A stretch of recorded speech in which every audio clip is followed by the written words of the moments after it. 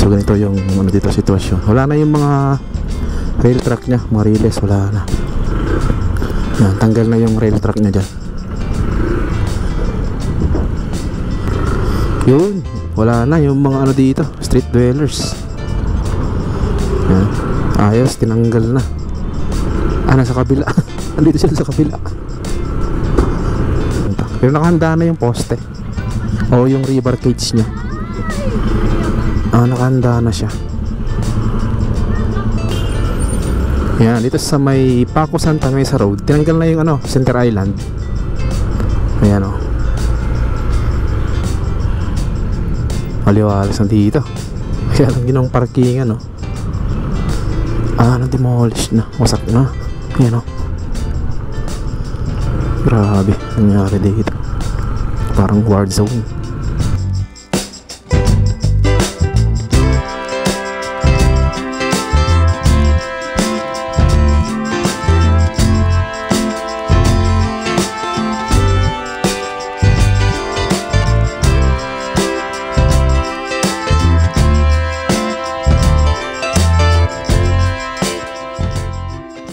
Good morning guys. So ito na yung part 2. Kung di mo pa napanood yung part 1, yan.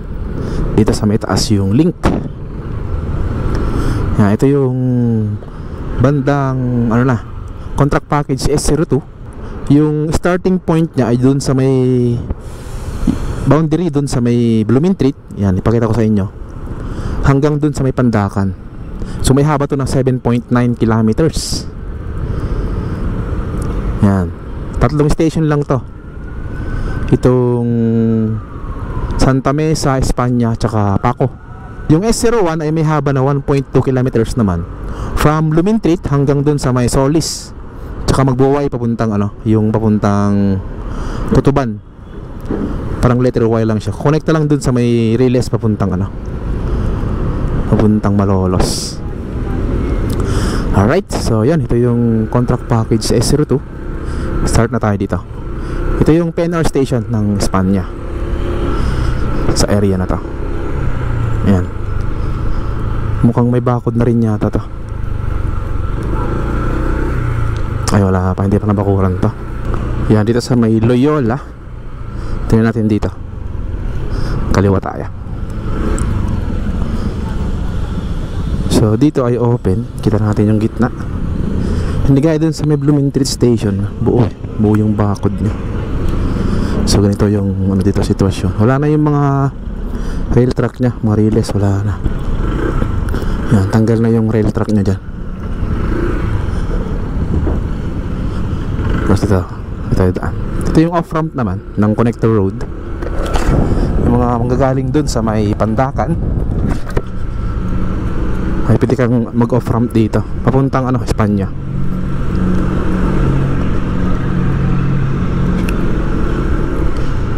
Ito naman yung mga gamit dito. Alam mo, gamit to sa ano connector road. Yun nandito sa ilalim. Oo, tama. Gamit ng mga construction dito sa connector road. Iba rin yung sa may ano NSCR. Magkaibang contractor yan.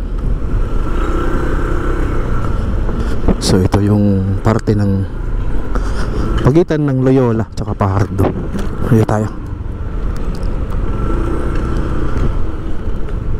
Yan, ito yung sinasabi ko na relocation ng kuryente.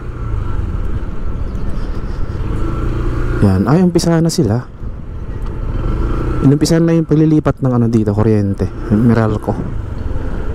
Yan o. Yung galing dito sa may kaliwa, nilipat nila dito sa may bago. Itong bagong poste dito. Yan. So talagang ano na ta, sabay na yung paglalagay ng mga bakod, ganyan. Yan o, soil testing, tsaka yung paglilipat ng ano, kuryente, sabay na. So maraming matamaan dito. Yung mga fiber optics din dito. Hindi lang kuryente ito ng ano, Meralco. Mga fiber optics ng internet, mga PLDT, Converge. Dito rin sila. I-splice nila yung mga fiber. Yung dito na yan. Yan o. Ang daming mga ladder dito. Lineman. Yan o. Kasi lilipat na yung mga kable dyan. Ayos. Kasi magbabakod na to. Alam ko magbabakod na dito eh. Mabakuran na to. Ayos. Tuloy-tuloy yung trabaho dito. Good news sa mga kababayan natin. Yan, 2 weeks tayo ng update dito. Kaya medyo marami na yung pagbabago. Hanggang doon na yun sa may dito ason. O yan o. Mga kable dito. Dito wala na, halos wala ng kable. Kasi nakalipat na dito sa bandang kanan. Yan, itong mga kable dito. Yan, malalaki. Tsaka chance na rin to ng ano, yung Meralco, yung mga PLDT, napalitan yung mga kable nila ng bago. Kasi medyo luma na rin. Yan, bago na yung kinabit. Parang rehabilitation na rin ng mga kable. Alright, so yun, ito na yung G2 Ason. Kaya natin dito. Kaliwa tayo.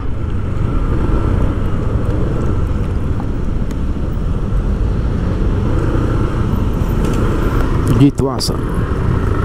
Yun, wala na yung mga ano dito, street dwellers. Yan. Ayos, tinanggal na. Nasa kabila. Andito sila sa kabila. Ayan. Pero malapit na yan. Tatanggalin na rin yung mga yan. At relocate nila sa ano, Bulacan. Yan, Cavite. Tapos babalik na naman. So yan, dito tayo sa may Magsaysay. Let's go.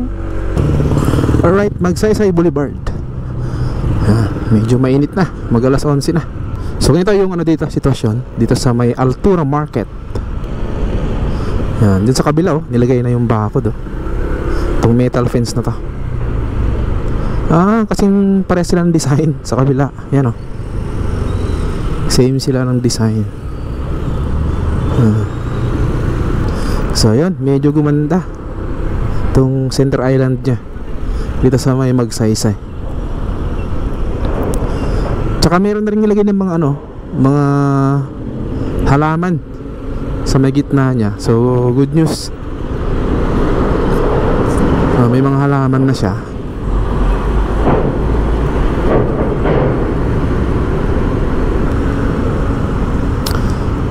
Ayan. So tatlong ano na dito, tatlong bahay na yung nakademolish dito sa ilalim ng connector road o tabi. Yan, giba na tong tatlong bahay dito.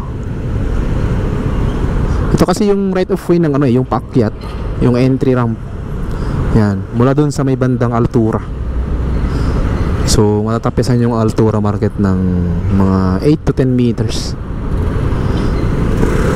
Malaki-laki rin yung matapyas dun. So tingnan natin dito yung parte ng ano, Paltok Street. So, yung ginagawang ano dito, drainage. Check din natin para ma-update kayo. So ito na siya, yung ginagawang din. Tapos na. Manhole na lang naiwan dito. Hanggang saan kaya ito? Ito mga manhole na lang. Nandun na sila oh. Ito yung nagkakahalaga ng 11 million na project.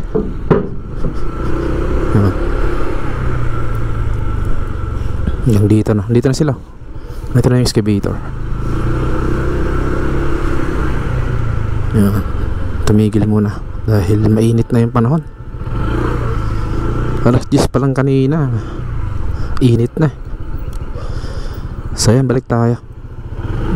Nandito pa lang yung naahukay. Binakbak na tong kalsada. Yan, dito rin sa may bandang Magsaysay na malapit sa Puresa. Yan o, kitang-kita nyo dito na buo na yung mga ano dito, bakod nya. Tapos yung halaman sa gitna nya ay mayabong na. Yan o, pag sabay-sabay mamulaklak yan, ganda yan sa gitna nya. Alright, tayo sa kabila, yung eastbound going Cubao. Let's go. Yan, dito naman tayo sa may eastbound going Cubao. Dito may mga ginagawang ano dito, drainage system.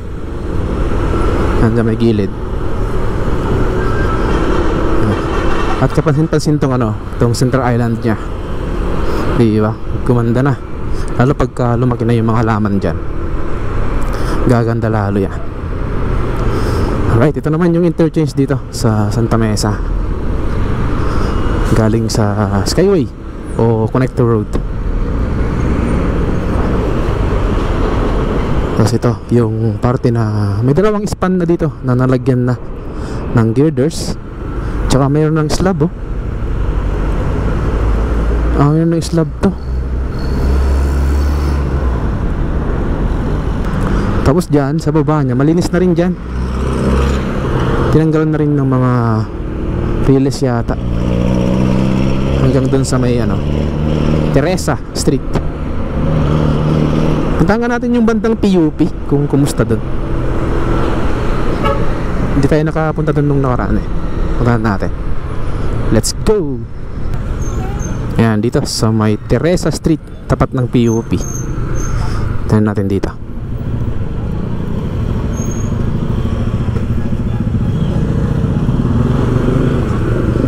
Uy, may mga poste na. Yan Tignan natin.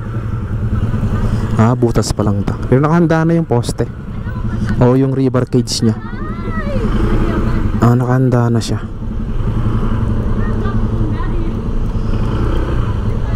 Ayan ayos to. Andito na yung mga scaffoldings nila para sa gagawing na poste. Exciting to. Ayan natin doon sa area na yan. Although walang daanan dyan, sarado yung underpass. Tignan lang natin. Ayan diba? Kabi-kabilaan na rin dito.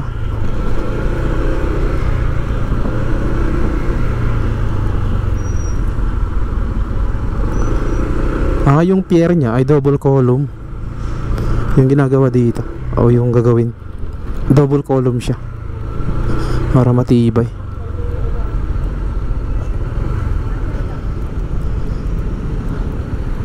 So hanggang dito lang tayo. Ikot na lang tayo sa kabila.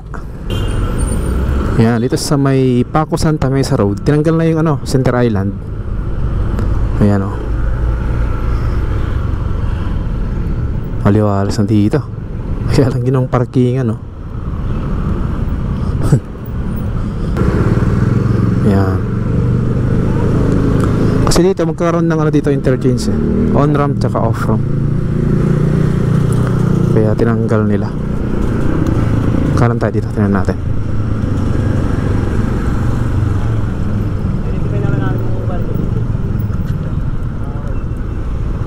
Ay, wala na. Sarado. Tingnan natin.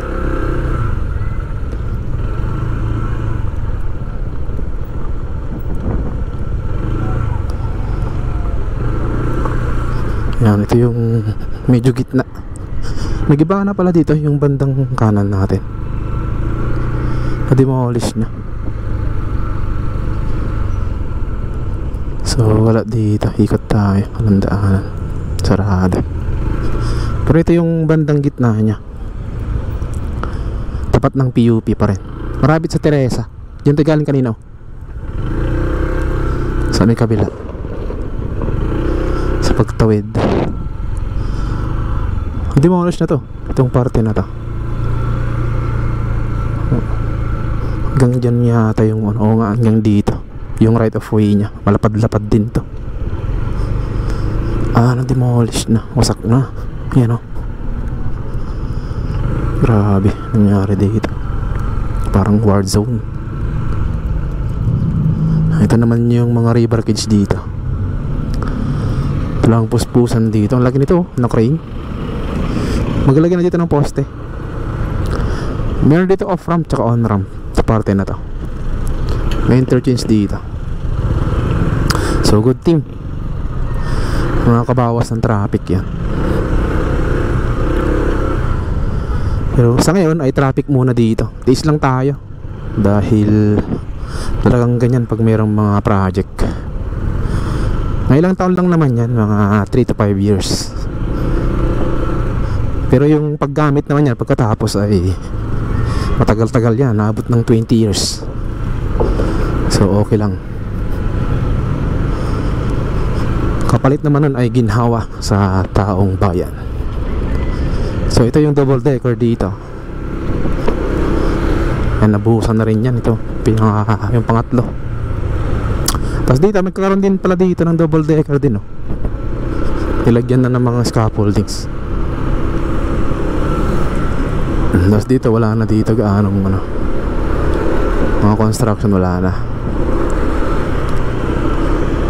Meron kayang na-demolish na dito. Ito kasi parte ng section 2A ng Skyway Stage 3 hanggang dito. Pagtawid lang ng konti ng tulay. Yan, tatamaan niya to. Ay, tinanggal na dito yung Center Island. Yan, hanggang dito. Tatamaan to itong parte na to. Parang gaganon siya, mag-curve.